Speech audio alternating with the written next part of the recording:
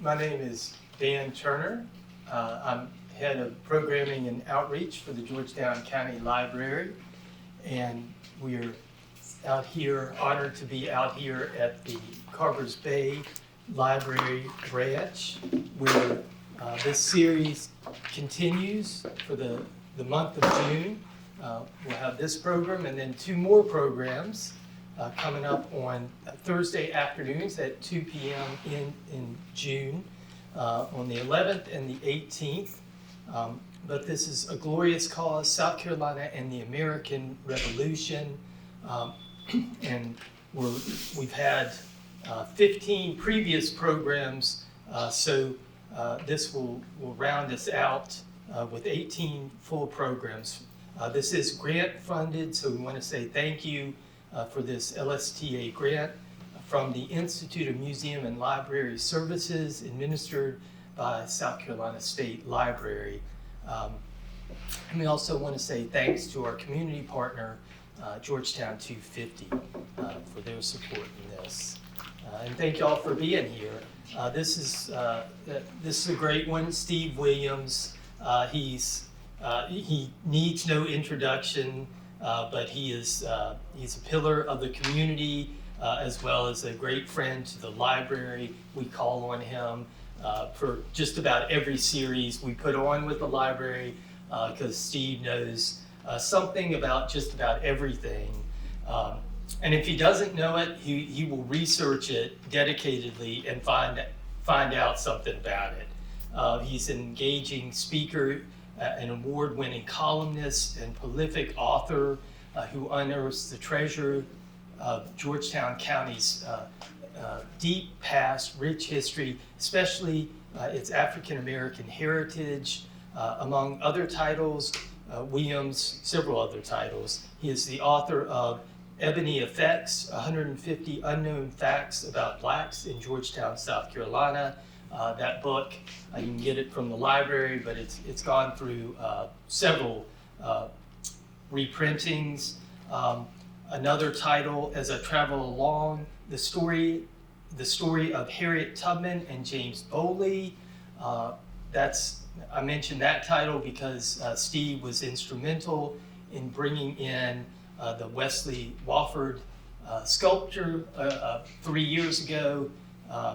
Harriet Tubman Journey to Freedom to Georgetown County, and he was also instrumental in helping to fund and bring to fruition the brand new sculpture that is at the Georgetown Library, which is Whispers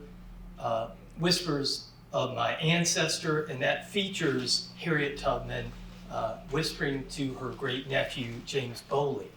So please go by and check out that amazing sculpture at the Georgetown Library. So that's an incredible thing, and celebrates the legacy of Bowley and his connection with Harriet Tubman. And we'll have it for years to come at the Georgetown Library. So Steve has done so many things. I'll leave off there with this introduction so he can tell us more about Georgetown County's incredible past with an eye. Steve always has an eye towards connecting that to its rich present and, of course, its future. So please welcome in our friend Steve Williams. Thank you, Dr. Turner. Really appreciate it. What I'm going to talk about, I have a lot of, what should I say, divinity, but if I say let there be light, will the light come on? I think we need light. Yeah. Thank you, Marilyn. Oh, you starting already? Yeah, it's after 2. All right. So I want to thank the Georgetown County Library, particularly Dr. Dan Turner, who is a good friend, and Dwight McIntyre, and all of the people at the, did I mispronounce it? Mackinville. Okay, don't tell them. All of the people who regularly invite me, because I love the fact that we have a good camaraderie and friendship. Dr. Dan just talked about a big event that we had unearthing the latest James Bowley sculpture, statue, and it was just wonderful to see the community come together. And as Dan said, I've done many of this, and my niche is to talk about unknown or little known contributions of the Black community of Georgetown County.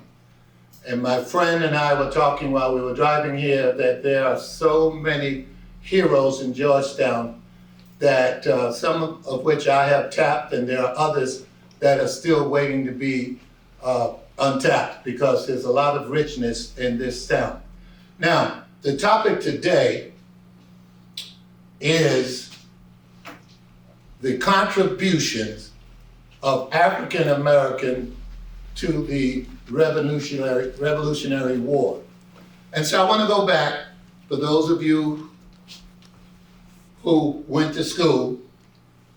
Anytime you went to school, we'll start in elementary school, at least once a year, they would have something called Picture Day. And each student would get pictures, individual pictures, that they can take home, and many of them give them to their parents, and I still have some of mine. But in addition to the individual pictures, there's also class pictures, group pictures. And I have noticed, and you tell me if I'm wrong, one of the first things I do, or I did, and this is not just elementary, this is also high school and college. One of the first things you do when you look at a class picture or group picture, what do? What are you looking for? Anybody ever had 2 pictures in school? Look for the best one. Huh? Look for the best one. The best what? The best picture out of the 2. You're almost right. You're looking for yourself, which could be the best, all right? You want to know where you fit in, you see? And so this is very similar to our 250th anniversary of our nation. Where does blacks fit in? What is their legacy? What is their contribution?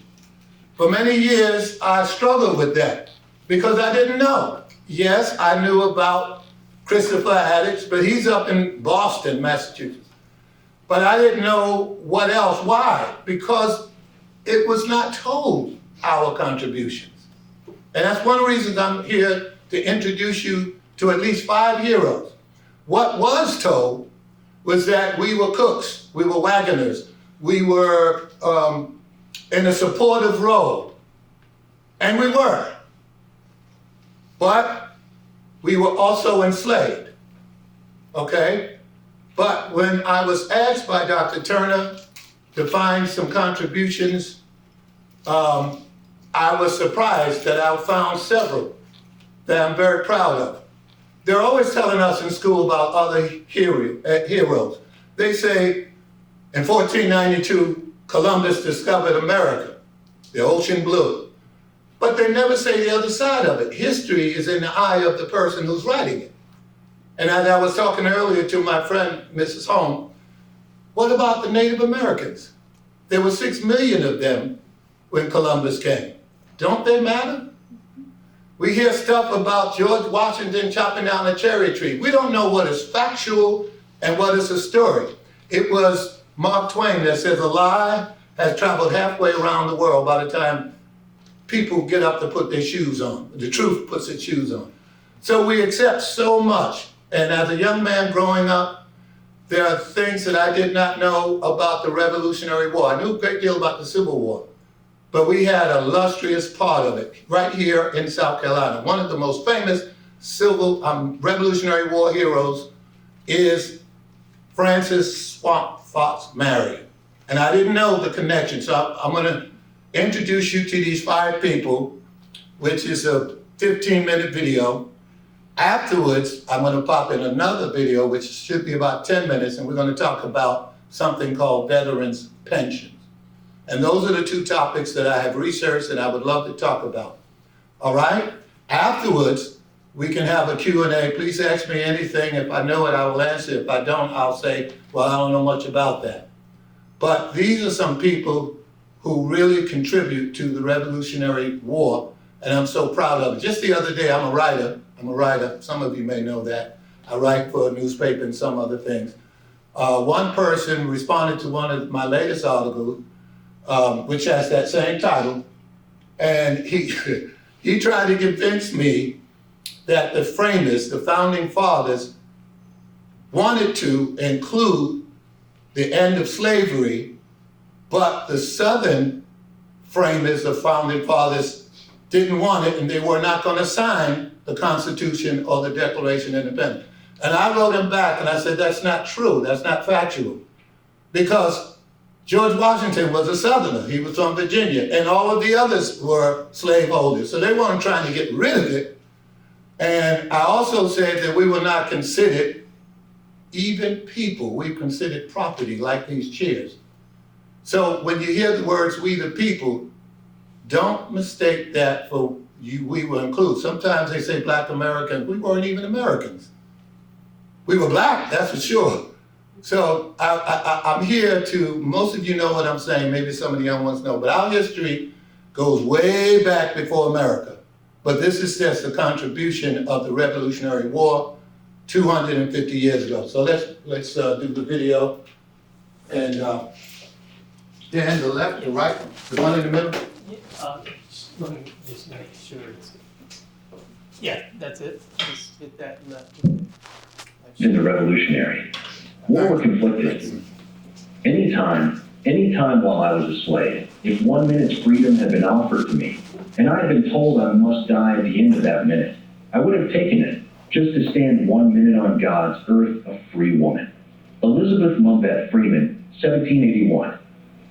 250 years ago, our nation transitioned from a monarchy to a democracy, where the founding fathers thought it not robbery to write the words, "We the people of the United States," in order to form a more perfect union, establish justice, ensure domestic tranquility, provide for the common defense, promote the general welfare, and secure the blessings of liberty to ourselves and our posterity. Do ordain and establish this Constitution for the United States of America. But it was clear that when they wrote these lofty ideals, blacks were not included in the words, "We the people." Likewise, the Declaration of Independence proclaimed, all men are created equal with the God-given right to life, liberty, and the pursuit of happiness. But this too did not apply to blacks. Many who demanded freedom from England and cried, "Give me liberty or give me death, and we will not be slaves to England," nonetheless kept nearly a quarter of its population in bondage. Many revolutionary leaders fought for freedom while denying it to others. Despite this, some blacks saw hope in the revolution's promises. Free and enslaved black people joined the fight, inspired by the possibility that liberty might one day include them. At the start of the war, about 500,000 blacks lived in the colonies, 90% of them enslaved. Black soldiers fought for both the British and American sides. During the revolution, they chose to fight for whichever side would help them gain their freedom. Those who served on the Patriot side were usually assigned to supportive roles, such as cooks, guides, wagoners, drummers, and laborers. However, there were some blacks who served in combat. Let's take a look at 5 of these unsung heroes. Oscar Marion, a soldier by day and chef by night. According to legend, Oscar Marion and Frances Marion grew up together on the same plantation in Berkeley County, South Carolina, in the 1730s. Francis Marion's family owned the plantation where Oscar was enslaved. They were about the same age. As an adult, Francis Marion, a skilled guerrilla fighter, became a famous Revolutionary War hero. To his enemies, he was known as the clever general called the Swamp Fox. Oscar Marion's place fighting alongside him has only recently come into full focus, although his role in the war has often been portrayed in art and literature over the past 2 centuries. Oscar, a slave-turned-soldier, waged successful guerrilla warfare against British troops. Unlike blacks who served with the British, he chose the path of patriotism. As one of the most well-known members of Marion's men, he worked as a soldier by day and a chef by night, always supporting them. Swamp Fox, during daring maneuvers that confused the British, he was by the generals. Cited so often that several famous American artists have painted him. Oscar Marion fought in the Siege of Savannah in 1779, the Siege of Charleston in 1780, and the Battle of Eutaw Springs in 1781, and other battles.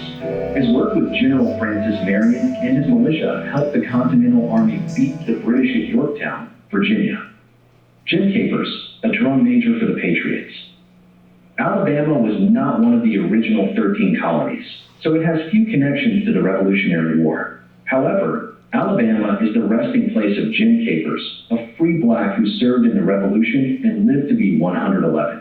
Jim was 33 when the American Revolution started. As a drum major, Capers played a vital yet dangerous role in the American Revolution. The beat of his drum was used for communication when officers had to give orders verbally. Music could be heard over the din of battle and was essential for passing on orders to advance, withdraw, or change formation. Capers fought in several Revolutionary War battles, including Savannah, Fort Royal, Camden, Eutaw Springs, and Biggin Church. In 1779, he and his unit took part in the difficult and bloody siege of Savannah. He also saw the fall of Charleston and the tough times that followed as the British took over much of the South. Carolina, rather than fighting only in big battles, men like Capers often joined guerrilla raids. In smaller fights, Capers was wounded 4 times, twice on the head, once on the face, and once by a bullet that went through his side and killed the drummer behind him. Despite being severely wounded, he continued to serve until the war ended. James Armistead Lafayette, the black spy who tricked the traitor. Many acts of espionage or information gathering is due to enslaved blacks who had opportunities to see and hear enemy plans, but who were not deemed a threat by their very status as an enslaved person. It is not difficult to imagine enslaved men and women working in the homes where officers, soldiers, and the political elite freely discussed their plans within earshot of an enslaved man attending his owner or an enslaved woman serving at the table. But they were not simply passive bystanders. They shared the information they heard. Perhaps the most well-known black spy of the American Revolution is James Armistead Lafayette. Born into slavery around 1760, James Armistead is one of the most celebrated black American spies of the American Revolution. His initial role was to serve under the legendary General Marquis de Lafayette, but his true calling came when he was employed as a spy. Pretending to be a runaway slave seeking refuge with the British, James infiltrated them. Camps of General Benedict Arnold and later General Charles Cornwallis. His dual role as a double agent was masterfully executed. He fed the British misleading information while providing accurate and vital intelligence to the American forces. One of his most important actions was telling General Lafayette about Cornwallis's troop movements and plans. This helped the American and French armies block British reinforcements at Yorktown. His information was so accurate that it helped surround and force the surrender of Cornwallis's army. After the war, James was recognized for his service and given his freedom. He took the surname Lafayette to honor his legendary commander. Unfortunately, after the war, James became a slave owner. Antigua, the black spy who worked for SC Governor. During the Revolutionary War, an enslaved man named Antigua, also called Antigo, played an important role as a spy for the American forces in South Carolina. Antigua was an enslaved African American who worked as a key spy for the American forces in South Carolina during the Revolutionary War. He often entered British camps to gather information. He worked closely with Governor John Rutledge, focusing on learning about British troop movements and plans. His skill at getting behind enemy lines helped the American cause. Antigua's service was recognized not just for his own actions, but also for its effect on his family. In February 1783, after the war, former Governor Rutledge asked the South Carolina House of Representatives to free Antigua's wife, Hagar, and their child. The petition succeeded, and on March 12, 1783, the South Carolina General Assembly officially freed Hagar and their child from slavery. They recognized Antigua's diligence and fidelity in his dangerous work as a spy. James Forten, the black privateer who became one of the wealthiest people in the nation. James Forten was the most successful African American in the early years of the United States. He and his family were part of Philadelphia's small community of free black people during the Revolutionary War. The Revolutionary War gave people the chance to serve at sea, either in the Continental Navy, the State Navy, or on a privateer ship. Privateers were privately owned merchant ships converted for war to attack enemy ships. This meant cutting holes for cannons and getting ammunition. The ship owners then found a captain and sailors, called privateers, who were willing to take risks for the chance to earn rewards. The goal of a privateer ship was to capture enemy ships and their cargo, which were then sold, and the profits shared among the crew. Even lower-ranking sailors could earn good money on a successful voyage. Still, being a privateer was risky. Sailors could get diseases like scurvy or be captured and held on prison ships. Because of these dangers, men of color were usually accepted as crew members.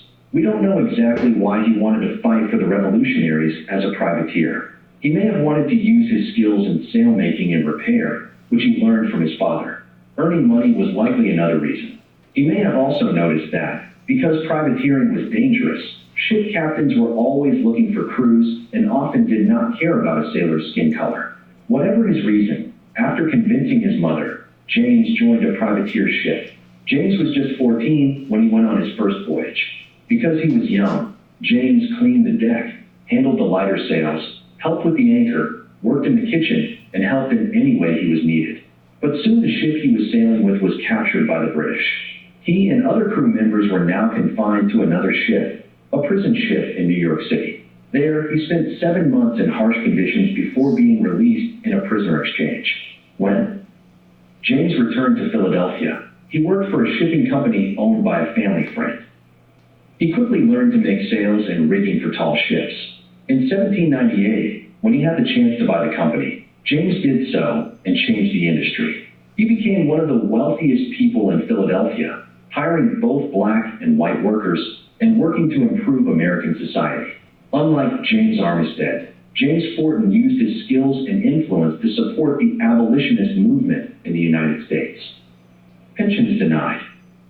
Ordinary soldiers helped win the Revolutionary War, but after the war, they returned to civilian life with little government support. Those veterans who were enslaved before the war returned to their enslavement after the war. Many veterans struggled. The generals were celebrated as heroes, but ordinary soldiers were rarely honored in the first decades after the war. Over time, people began to see that common soldiers from the war were heroes too, those who lived to. Old age were finally recognized as honored veterans of the revolution that created the first great modern republic. With encouragement from President James Monroe, Congress passed the Pension Act of 1818, which gave pensions to Continental Army and Navy veterans in financial need. Veterans in general had difficulty receiving their pensions, but for black veterans, it was particularly frustrating. Despite thousands who served in the Patriot forces, a significant number were denied compensation because of racial discrimination, lack of white witnesses to confirm their service, or because their work was classified as non-combatant service. Because of this non-combatant status, most who served faithfully were routinely denied any pension. Even when their service did not fit these categories, they faced other barriers, particularly in the South. They were often denied because they could not read, write, or provide written proof of their service, which was common since many were illiterate. Many veterans were rejected because they could not state their full name. Growing up, they were probably addressed by their nickname or other derogatory terms. Their surnames were usually the surname of their slave owners. Some were denied because they were unable to locate their former owners who had moved away. Others were rejected because they were unable to secure a white witness who could vouch for their service and character. Lastly, many records were lost or destroyed during the war, which made it difficult for veterans to prove their service.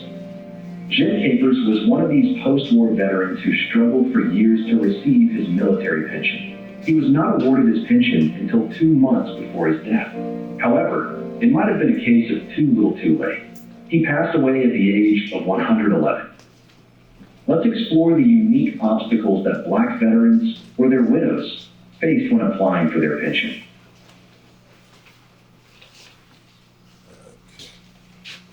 Pause is on the left. Dan, Yes. could we have to, if you would help me go to the next one. While Dan is doing that, what have we learned?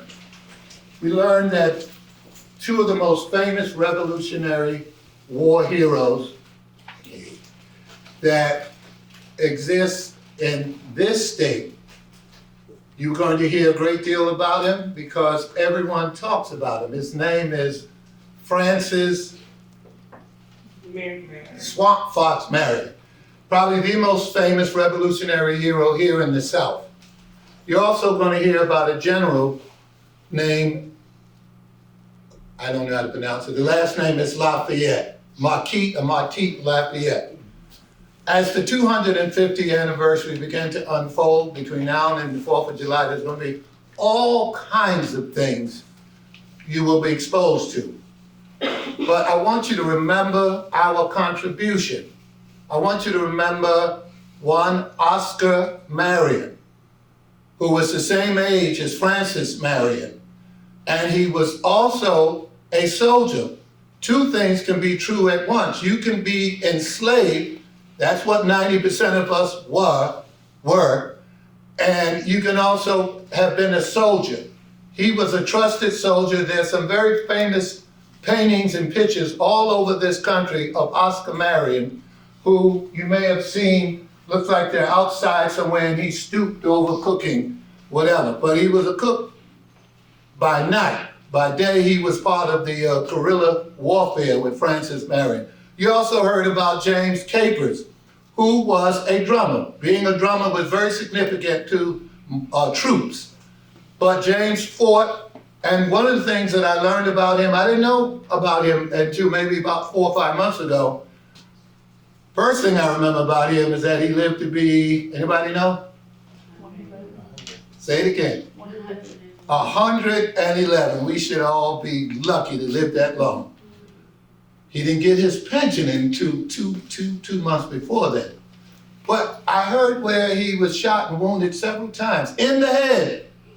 And one bullet went through his side and killed the drummer behind him. He gave his life for this country.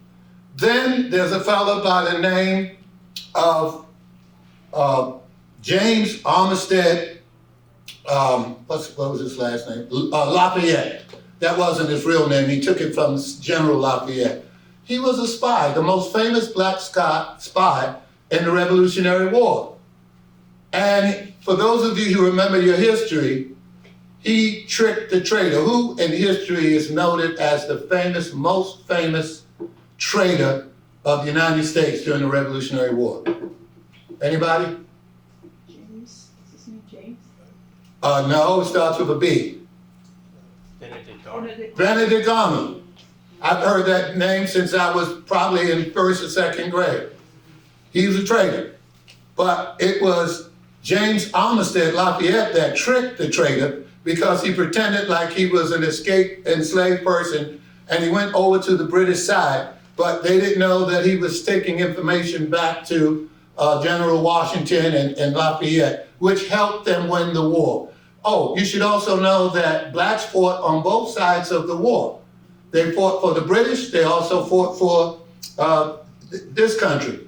And they did it because they said, I will fight for whatever country that I have the best chance of getting my freedom. Okay? And the British actually lost, but they did honor their commitment to the blacks, they call them loyalists, the blacks that fought with them. And they promised them land. And they did give them the land. The land was up in Canada, and a lot was in the Caribbean. However, there's always a however.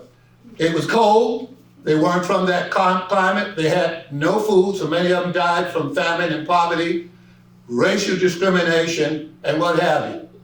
But at least they were free when they left the war. Now, the sad part about it is those who fought for this country, who were enslaved, went right back into enslavement right afterwards. Very few was promised of. Now, let's back up. There's a lot of talk about blacks and free blacks. If you were a free black, you had a lot more latitude, a lot more opportunities. And many of the blacks who were free that fought, they were given land and given their pension, but the average black was not, okay? And that's why we're gonna look at the rewards of today, if we fight a war, you're going to get rewarded many ways over. But back then, the generals, like George Washington, they were always talking about the generals. And somebody said, no, but it was everyday, ordinary soldiers that fought the war. As they might say, God uses ordinary people.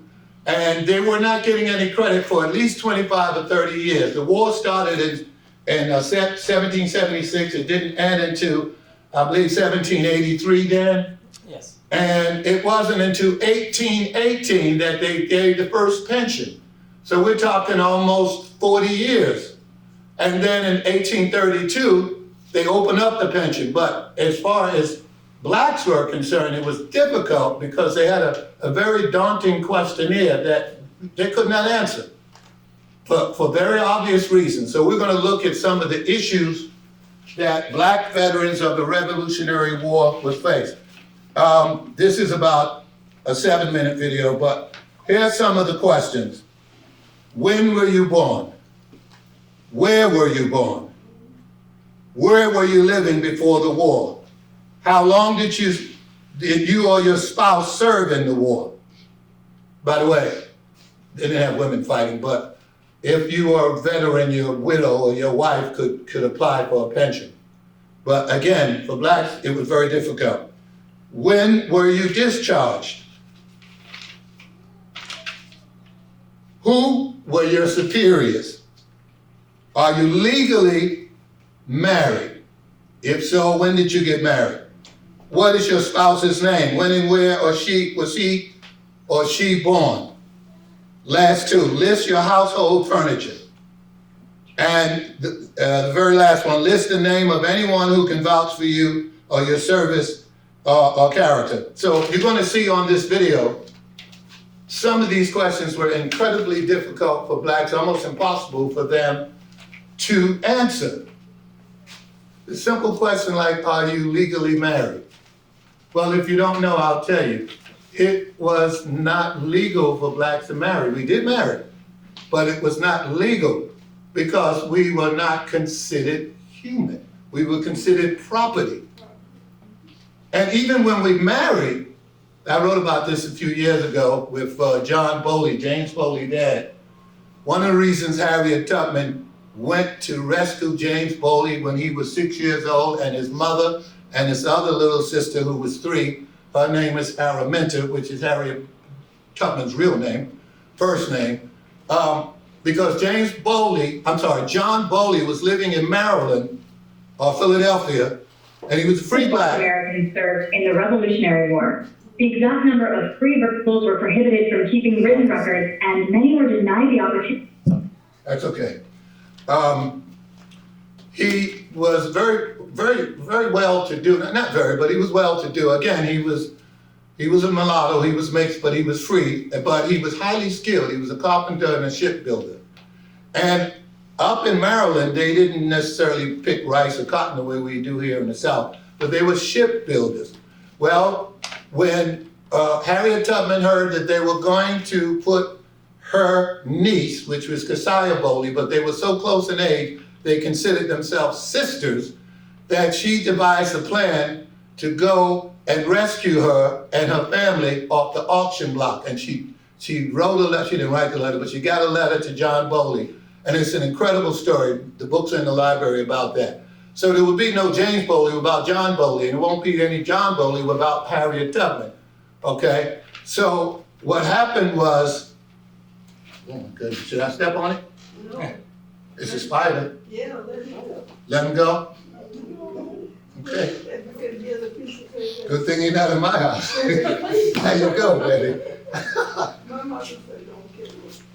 Yeah, I'm from the new school. Outside is you, inside is me. If you come this way, dead. Now, here's a lady, she got snakes, so she knows something about it. I see back there. It was right there. Might be a. No, I didn't come there, it was right here the last time I saw it. Oh, right in front of you, right in front of you. From me? Yep, yep. Okay, we can have that. He's actually right in front of this lady in the yellow. I don't see it, you got good eyesight. Okay, right in front of you. Giovanna, right there. There you go. Spider terrorizing him.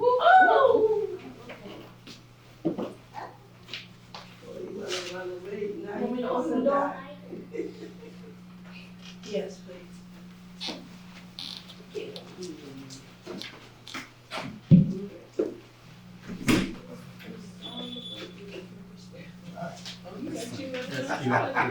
Y'all give her a hand, please. That's Giovanni, she's a videographer and my friend, and she's fearless. I shouldn't have told them, but that was all right, I told you have snakes? Yeah. Yeah, you know she's fearless. All right, so the pension part is the part that I want you to look at now, because there's some questions. Blacks could not legally get married. And there's no sense of asking where you were born, because they would pick us up and send us up the river, down the river, from South Carolina to Georgia at a whim, because we were considered property, so we had no rights. All right. Again, some people got their pension. Most people didn't. Here we go. Served in the Revolutionary War. The exact number of free versus enslaved and their lengths of service varied wildly. While some documented patriots like Jim Tabor served for years, many enslaved men were forced to fight by their enslavers and received no freedom, military record, or pension. When were you born? Knowledge of their origins varies significantly depending on whether they were born in Africa or born enslaved in America. Most blacks did not know their exact birth date. Enslaved and free blacks alike faced severe systemic record-keeping barriers, and many were intentionally denied basic biographical facts as a tool of dehumanization. Enslavers frequently withheld knowledge of ages and birthdays from enslaved people. Treating human beings as property required the systemic removal of personal identity, leaving many to estimate their birth years. Where were you born? Knowledge of birth varied significantly for Black veterans. Those blacks brought over from Africa knew their African homeland, but enslavers aggressively stripped them of any connection to Africa. Any knowledge of location outside of the confines of their plantation was stripped. There's several of them. A couple of things I want you to understand or remember, that in the 1700s, white or black, there were no such thing, or very little, particularly here in the South, of birth certificates. It wasn't until after slavery ended that blacks had birth certificates. There were those who remembered where they were born because we would write it in the Bible. But as I said about marriage and birth certificate, that was hard to find. So you should not ask a veteran, where were you born and how can you prove it? You can ask, but everything needed to be documented in writing. And if it wasn't documented, you were not getting your pension, all right? Some who had come over from the motherland, from Africa, so they knew where they came from. But after a certain while, the average black did not know where they was. Why? Because they could not leave the plantation they were working on. They knew whatever the confounds or the borders of a plantation. Now, there were some Africans who were very skilled, and they would rent them out to go build houses and do several other things. That's not what I'm talking about. I'm talking about the average enslaved person, whether they were in the big house or out in the field. They only knew that place. They wouldn't know what state they were in. They may know what city they were. They certainly wasn't going to read it anywhere. And that was all planned. You see, you can't tell a person who they are because they might say, well, you know, I'm more than this and I'd like to get out of this enslavement. So that's one of the things. Let's go there. Born in one state and forcibly relocated to another would likely have no knowledge of their birthplace. Before the abolition of slavery, official government birth certificates for blacks, free or enslaved, were practically non-existent. Where were you living before the war? To qualify for pension under the Acts of 1818 and 1832, veterans or their widows were required to appear before a local court of record to provide sworn, oral testimony regarding their service and residency. Because enslaved individuals were prohibited from keeping written records and many were denied the opportunity to learn to read or write, their entire pension claim relied heavily on verbal testimony and the corroboration of white officers or fellow soldiers. While many black veterans were impoverished and qualified, proving residency and service without official documentation remained a major barrier. How long did you or your spouse serve? The service requirement to qualify for Revolutionary War pensions depended on the specific legislation. While initial pensions required long service, later acts became more generous. In the Act of 1818, veterans had to serve at least 9 months in the Continental Army or Navy and prove financial need. In the Act of 1832, eligibility was extended to all military branches and service requirements were reduced to at least 2 years for full pay and 6 months for partial pay. Many enslaved blacks who were forced to fight entered the war late, especially in southern states. In addition, many were killed, and their widows could not document their status or... Okay, this is a key point here. During the beginning of the war, you do understand that most of us were in the South. There were 500,000, 500,000 blacks in this country. There were 2 million people in the country in 1776. 1/4 of them, 500,000 were black, and of those 500,000, 90% of them were enslaved. During the war, they did not want blacks to fight, they being the Southerners. They didn't want blacks to fight for obvious reasons. You're not going to give a person that you enslaved a gun because they may turn on you. So they didn't do it. But as the war dragged on, several people from South Carolina, Lauren, and several people said, well, look, we need some help. So we're going to have to recruit some minorities, some blacks. They took enslaved people off of the plantation and let them fight in lieu or in place of their own children. Maybe there was an issue, health issue, whatever, but if you had slaves, you had property, you just say go fight, and they fought. And the problem with that is that when the war was over, they had to go most of them right back into enslavement. Okay, Dan. When were you discharged? Free blacks who served were occasionally discharged officially. However, because enslaved soldiers were legally considered property, their term of service was not officially acknowledged. Many who fought in place of their enslavers returned to bondage after the war and never received an official discharge papers. Hold it, Dan. One of the questions on the questionnaire for pension is, when were you discharged? They did not give out official discharge papers to many of the soldiers, even white ones. If you didn't have proof of it, you can say I was discharged on June the 12th, blah, blah, blah. But where is the proof? And you have to understand, a lot of them could not read or write. So they could not have answered this. Okay, then. Enslaved soldiers would have interacted with these white commanders daily. The extent to which they knew their superiors varied by their role and the specific military branch. In integrated Continental Army regiments, black soldiers took orders from the same sergeants, lieutenants, and captains as their white peers. Junior officers lived, trained, and fought closely with their men, meaning these soldiers knew their immediate commanders well. While they certainly knew their direct captains, colonels, and unit commanders, it is unlikely the average enslaved soldier had much personal interaction with top generals. Are you legally married? If so, when, before the end of slavery, almost no enslaved people were legally married. Enslaved individuals were considered property. They lacked the legal capacity to enter into binding contracts like marriage. Their marriages held no legal standing. Spouses and children were routinely separated and sold away. What is your spouse's name? When and where was she or he born? The extent to which would have Okay, for those who were either legally married, those blacks, who were legally married or married, just married, because we did marry, we just didn't do it according to the official thing. And there's no records of that. But let's say we got married. Let's say you are a soldier and you're about 28, maybe 29, and you want to marry and have a family. You could have done that after the war. Actually, you could have done it during the war, as John Bowley did.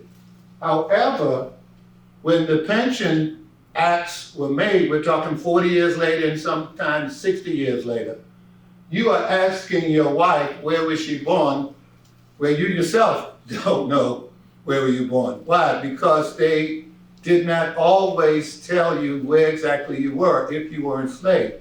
And so they could not answer this because, listen, she's my wife. I don't know where she was born. She could tell me, but it has to be proven. She can't say I was born in Georgia because they're going to say, where's the proof? All right, Dan. spouses, pension varied. Marriages of free black men and women were considered legal, and veterans were eligible to receive pension if they could produce the proper documents. However, enslaved individuals were considered property. They lacked the legal capacity to enter into binding contracts like marriage. Their marriages held no legal standing. Spouses and children were routinely separated and sold away. List your household furniture. Revolutionary War veterans were required to prove financial destitution to continue receiving benefits.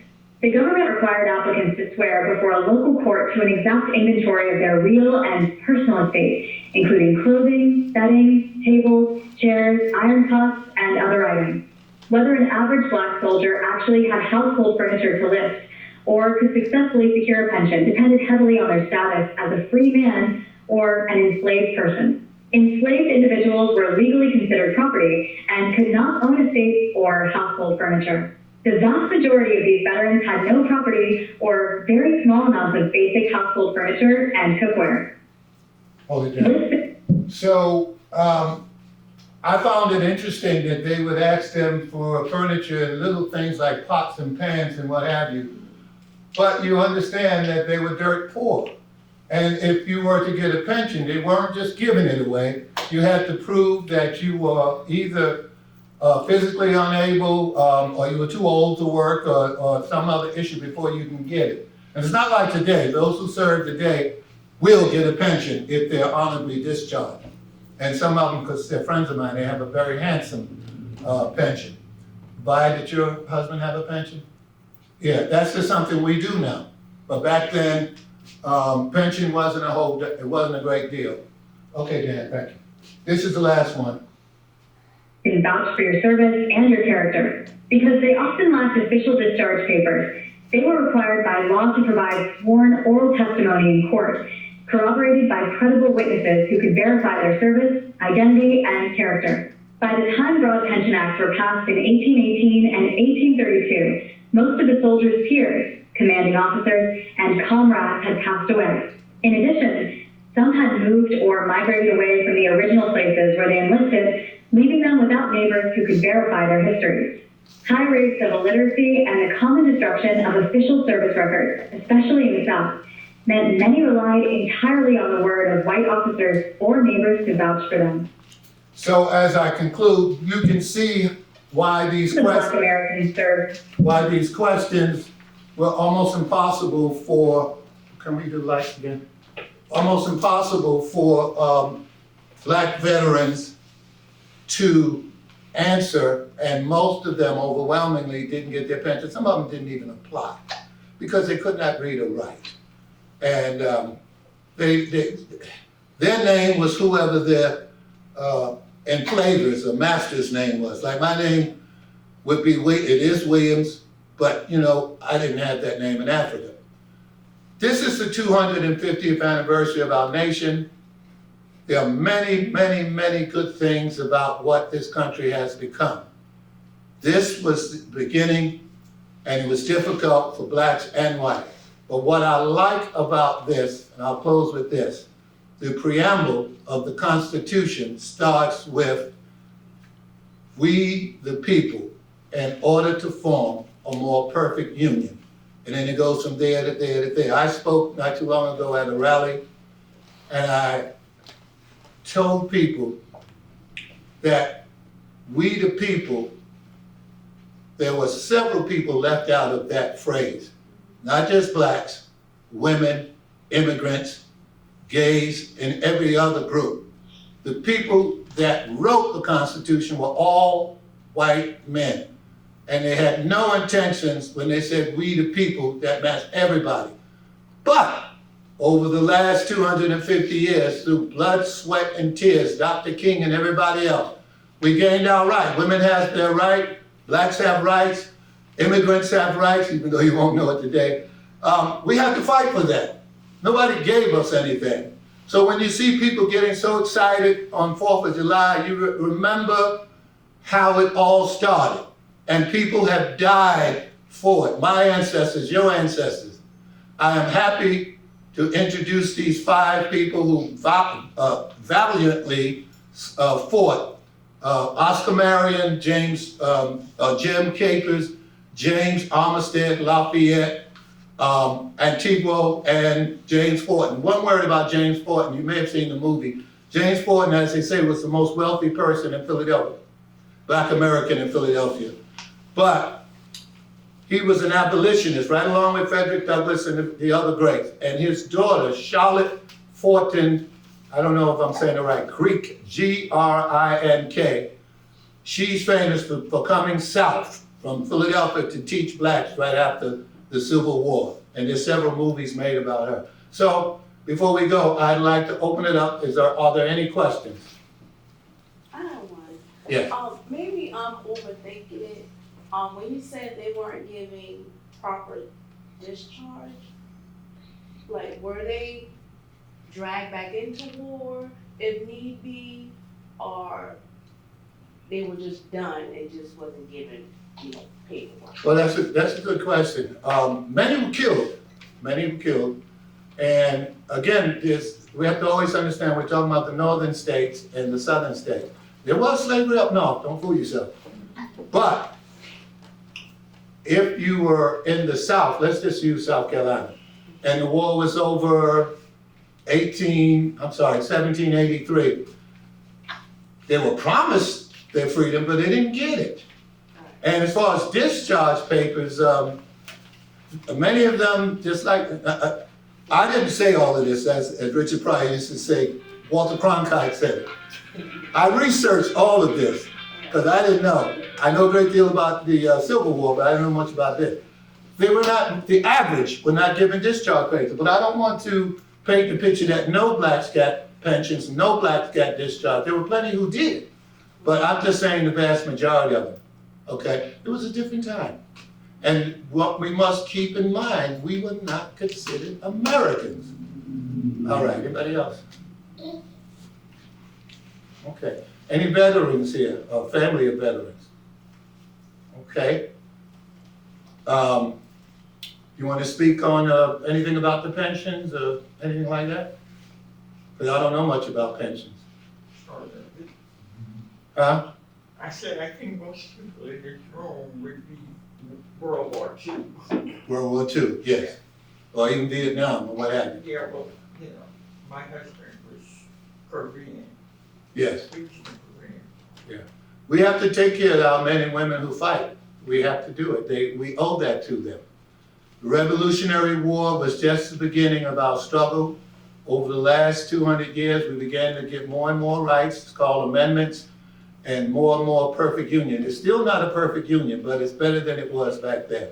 And so I'm doing my best to give you some uplifting things about our contribution, because if you grew up like I grew up, first of all, you didn't learn it in school. Second of all, when you did see us, we were servants, cooks, butlers, and all of those things, and there's nothing wrong with that.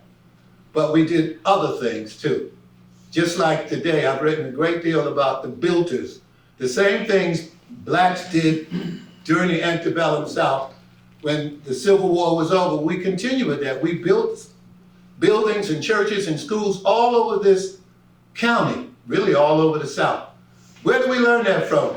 It was brought over from the motherland. So I thank you for those who sacrificed to come out here on a hot Thursday And I appreciate it if there's no other questions. All right. Thank you.